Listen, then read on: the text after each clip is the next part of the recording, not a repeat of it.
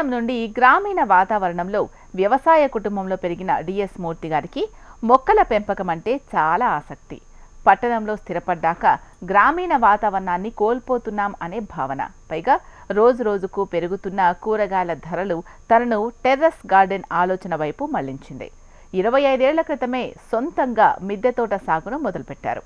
ప్రస్తుతం తమ టెర్రస్పై 135 గజాల విస్తీర్ణంలో పలు రకాల పంటలను సాగు చేస్తున్న డిఎస్ మూర్తి గారి మిద్దె తోట ప్రత్యేకత ఏంటో ఇప్పుడు చూద్దాం. బిఎస్ఎన్ఎల్లో జాబ్ చేస్తూ ఈ మిద్దె మీద ఈ కూరగాయలు సాగు చేస్తే ఎలా ఉంటుందని చెప్పేసి ఒక ఆలోచన వచ్చింది.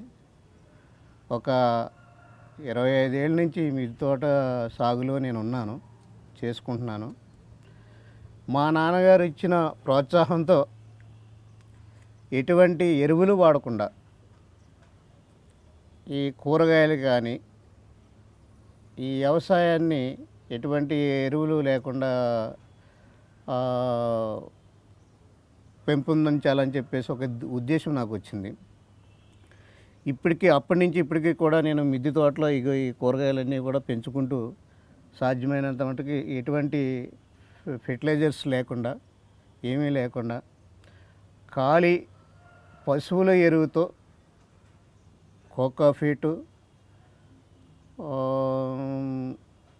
ఇటువంటి సాంద్రిక ఎరువులతోటి మాత్రమే నేను ఈ సాగు చేసుకుంటూ ఉన్నాను.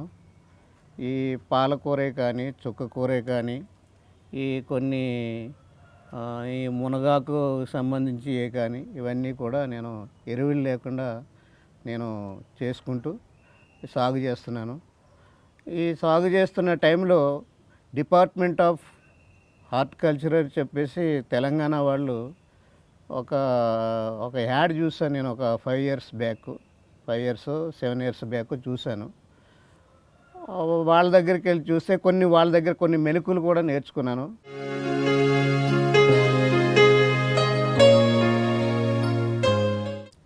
$135 యార్డ్స్లో నేను క్యాబేజీ పెంచుతున్నాను, పాలకూర పెంచుతున్నాను, బీట్రూట్ పెంచుతున్నాను, పప్పాయ పెంచుతున్నాను, ఈ సీతాఫలం, ఈ మునగ, నేరేడు కూడా ఉన్నది, అల్లవేరా, ఈ ఇలాచీ కూడా పెట్టాము. ఈ మధ్య నేను ఇలాచీ ఒక 1 ఇయర్ అయింది నేను పెట్టి. ఇలాచీ చాలా బాగా వస్తుంది. లాస్ట్ టైం ఇలాచీ నాకు పూత పూసింది కానీ ఎక్కువ నిలబడలేదు. ఇక్కడ వాతావరణం సరిపోదని చెప్పేసి కూడా చాలామంది చెప్పారు. నాకు ఒక 7-8 గుత్తులుగా వస్తే ఒక 5-6 కాయలు మాత్రమే నిలబడ్డాయి. అరటి కూడా పెట్టాను నేను, కమలాఫలం, దానిమ్మ, పొడవ బీన్స్ అని చెప్పేసి ఒక మేడం ఇచ్చారు, ప్రశాంతి మేడం అని చెప్పేసి. ఇది చాలా బ్రౌన్ కలర్లో పొడవుగా ఉంటుందన్నమాట. అవి కూడా పెట్టాను. ఒక 2-3 మంత్లో దాని రిజల్ట్ కూడా నాకు వస్తుంది.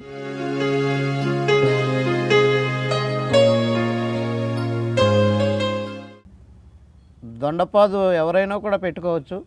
ఒక మినిమము ఒక చిన్న సైజు దీంట్లో కూడా ఈ దొండపాదు కూడా బాగా వస్తుంది. ఈ సోంపు కూడా పెట్టాను నేను. అలాగే నిమ్మ, cabbage, brown cabbage, green cabbage కూడా, ఇలాగా రకరకాల క్యాబేజీలు కొన్ని ఈ మధ్యనే 4 రకాలు వచ్చాయి. రెడ్ ఉంది, బ్రౌన్ ఉంది, ఎల్లో ఉంది, గ్రీన్ ఉంది. ఈ 5-6 రకాలు క్యాబేజీ రకాలు కొత్తగా వచ్చాయి. మరి ఇది హైబ్రిడ్ ఏంటో నాకు తెలియదు కానీ ఇలా వచ్చాయి. ఇవన్నీ కూడా మనం ఈ 120, 135, 150 యార్డ్స్ ఉన్న మిద్దె తోటల వాళ్ళందరూ కూడా చేసుకోవచ్చు. ఇది బాగుంది. నేను ప్రతి వారం కూడా ఆకుకూరలు అనేది నేను ఇంట్లో మాకు 7-8 మంది ఉంటాం, సరిపోతున్నాయి.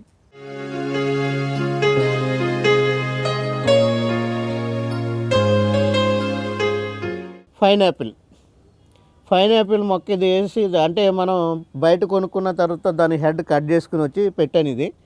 ఇది పెట్టి 1 మంత్ అవుతుంది. ఇది 1 ఇయర్కి ఒకసారి 2-3 ఫ్రూట్స్ వస్తాయి అన్నమాట.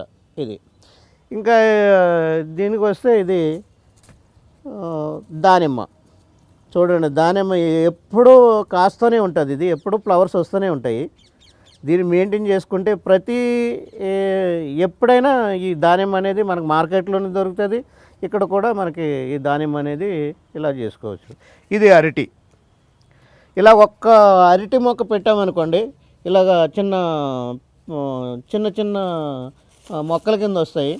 ఈ మొక్కలు తీసి మళ్ళీ వేరే దాంట్లో పెట్టుకుంటే ఈ అరటి మొక్కలు మనం వేరే కుండీల్లో పెట్టుకుంటే సరిపోతుంది. రసాయనాలు లేకుండా పండ్లు కూరగాయలను సాగు చేసుకుంటూ అప్పుడే తాజాగా మిద్దె తోటలో కాసిన కూరగాయలు ఆకుకూరలను కోసుకొని వండుకుంటే ఆ మజాయే వేరు అంటారు మూర్తి గారు. ఆరోగ్యం ఆహ్లాదంతో పాటు మంచి రుచిని అందించే కూరగాయల సాగులో భాగంగా తాను పండించే విధానాలను తెలిపారు. మొక్కల కోసం ఎంచుకునే కుండీలు, వాటికి కావలసిన పోషకాలు, నీటి వినియోగంపై మరింత వివరంగా చూద్దాం. ఆకుకూరలు కానీ కాయగూరలు కానీ ఈ మినిమం మనకి పెట్టుకునే సైజే మనకు తెలిసిపోతుంది. ఏ పాట్లో ఎంత పెట్టుకోవాలి, ఏ కూరగాయలు పెట్టుకోవాలని తెలిసిపోతుంది. ఎక్కువగా కూడా దీంట్లో మట్టి ఎక్కువ వాడక్కర్లేదు. నీమ్ కేక్ అనేది ఒక 25%, కొంత మట్టి అనేది ఎక్కువగా యూజ్ చేయకుండా కోకోఫీటు, ఇలాగా కొన్ని తేలికైనటువంటి పశువుల ఎరువు, ఇవన్నీ సమపాల్లో కలుపుకొని నీమ్ కేక్ మాత్రం 25% చేసుకుంటే ఈ పురుగులు రావటం కానీ ఇది కానీ ఉండదు.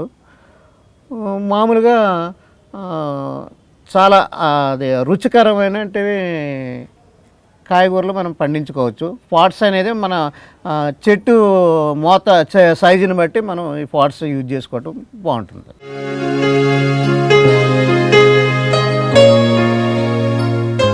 ఇది వచ్చి మన ఇలాచీ మొక్క చెప్పాను మీకు.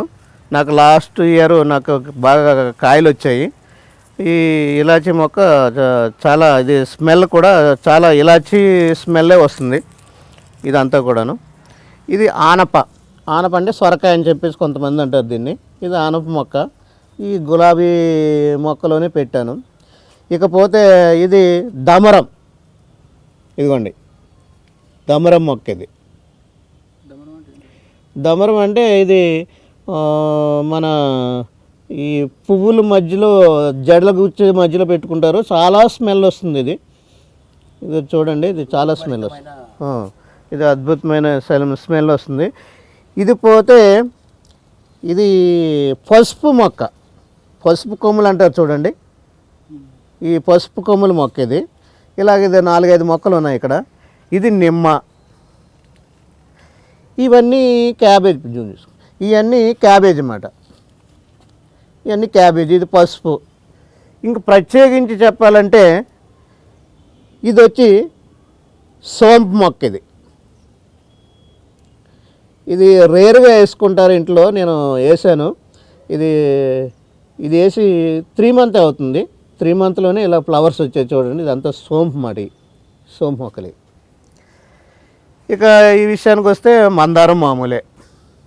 మందారం ఫ్లవర్స్ చూడండి, మొగ్గలు వస్తున్నాయి ఇప్పుడు. ఇది చాలా ఇలా పెద్ద ఫ్లవర్ వస్తుంది మొగ్గలు ఇదంతా. ఇది ఆకుకూరల విషయానికి వస్తే ఇలాంటి డబ్బాలు వేసుకున్నాం అనుకోండి, ఒక్క డబ్బాలు వేసుకున్నాం అనుకోండి, ఈ సైజు డబ్బాలు.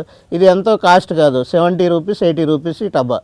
ఒక డబ్బా ఇలా వేసుకుని ఒక్కసారి మనం ఆకుకూర వేసుకుంటే, అంటే ఇది పాలకూర వేసుకుంటే వారానికి ఒకసారి తెంపేసుకుంటే సరిపోతుంది. మళ్ళీ ఇలాగ వచ్చేస్తుంది. ఇది ఇలా తెంపేసామనుకోండి, ఇలా తురిమేసామనుకోండి, మళ్ళీ అన్నీ తురిమేసిన తర్వాత మళ్ళీ వారం రోజుల్లో మళ్ళీ వచ్చేస్తాయి. దీనికి ఎక్కువ ఏం అక్కర్లేదు. కొద్దిగా నీమ్ కేకు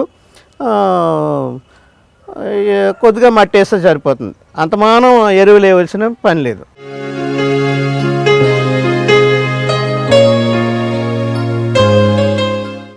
బయట కొనుక్కునే కూరగాయలు మనం వాళ్ళు ఎలాగా ఈ ఫెర్టిలైజర్స్ ఎరువులతోటి చేస్తారు కాబట్టి అంత రుచికరంగా అనిపించట్లేదు.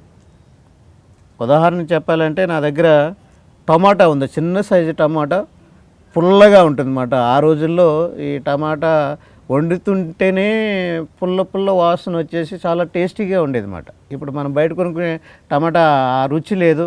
ఈ కాయగూరల్లో కూడా ఏమాత్రం వాళ్ళు బిజినెస్ పరంగా మాత్రమే చేసుకుంటున్నారు తప్ప ఎక్కువ ప్రోడక్ట్ రావడానికి చేసుకుంటున్నారు తప్ప ఈ రుచికరమైనది అనేది లేదు.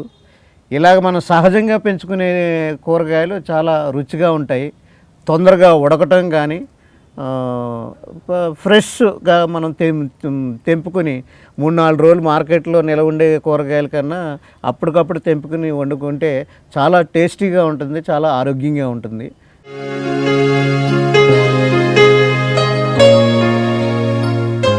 అంతలో కొంతైనా మనం తగ్గించుకోవచ్చు. ఈ ఈ క్యాన్సర్ వ్యాధులు కానీ కొన్ని రకాల వ్యాధులు కానీ మనం బయట కొనుక్కుంటున్న కూరగాయల్లో ఈ ఫెర్టిలైజర్స్ అన్నీ వాడి మనకి ఈ రోగాలన్నీ వస్తున్నాయి. ఈ రోగాలను కొన్ని తగ్గించుకోవాలంటే మినిమం ఆకుకూరలైనా కూడా మనం ఈ మిద్దె తోటలో పెంచుకుంటే బాగుంటుందని చెప్పేసి నేను అనుకుంటున్నాను.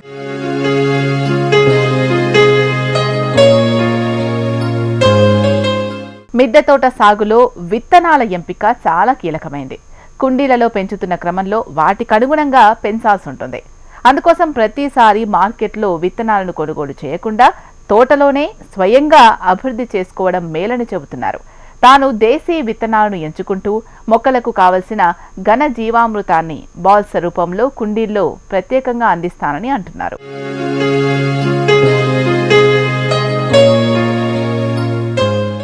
ఈ మొక్కలు విత్తనాలు అనేది మనం హైబ్రిడ్ కాకుండా సహజంగా మనకి ఈ పాలేకర్ వాళ్ళు రూపొందించినట్టు విత్తనాలు దొరుకుతున్నాయి, మనకి మార్కెట్లో ఉన్నాయి.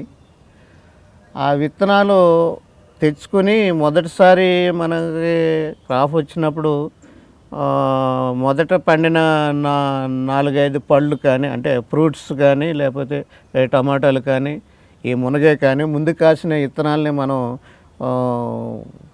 కొన్ని దాచిపెట్టుకుని అది పక్కన పెట్టుకుంటే అవే మళ్ళీ విత్తనాలుగా మనం ఉపయోగించుకోవచ్చు. పదే మనం మళ్ళీ మార్కెట్లో కొనుక్కోవాల్సిన అవసరం కూడా ఉండదు. అలాగే నా దగ్గర ఇలాచీ మొక్కలు ఉన్నాయి, సోంపు మొక్కలు ఉన్నాయి, నిమ్మ మొక్కలు ఉన్నాయి, ఆరెంజ్ మొక్కలు ఉన్నాయి.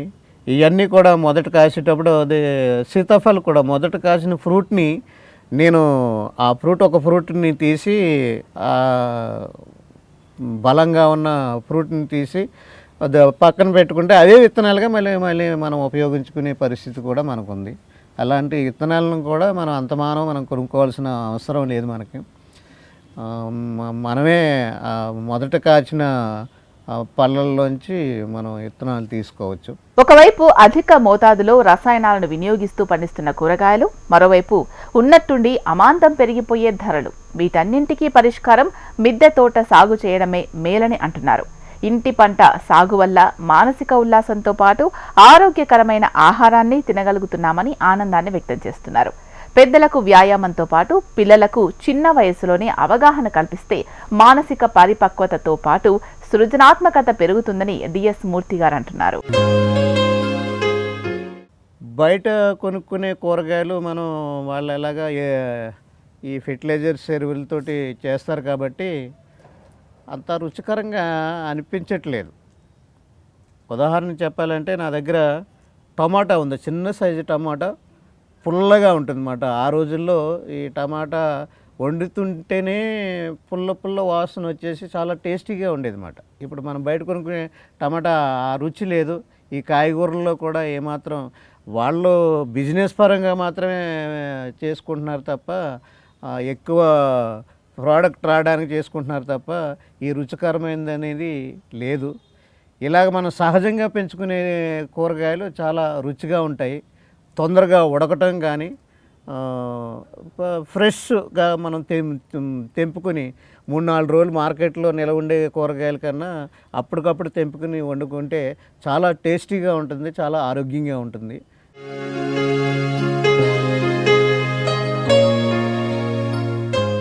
ఈ కొబ్బరి విత్తనం, ఈ సీడ్ని మనం 24 గంటలు వాటర్లో పెట్టేసి ఆ తర్వాత ఇంతవరకు మనకు మట్టి పోసేసి ఒక కుండీలన్నా పెట్టుకోవచ్చు, లేకపోతే భూములన్నా ఇంతవరకు పెట్టుకుంటే ఇది ఒక 3 మంత్ వరకు ఈ సైజు మొక్క వచ్చేస్తుంది. టైం అంటే చిన్న బేబీ టైంలో, ఈ చిన్న ప్లాంట్ టైంలో పెద్ద మెయింటెనెన్స్ ఏమి ఉండదు. ఆ తర్వాత మొక్క వచ్చిన తర్వాత మీరు దీన్ని ఏం చేస్తారంటే కుండీలో కానీ భూమిలో కానీ పెట్టేటప్పుడు ఒక అల్లవేరా లీవ్స్, ఒక 4-5 లీవ్స్, నీమ్ కేకు, కొద్దిగా మనం ఇంట్లో వాడేటువంటి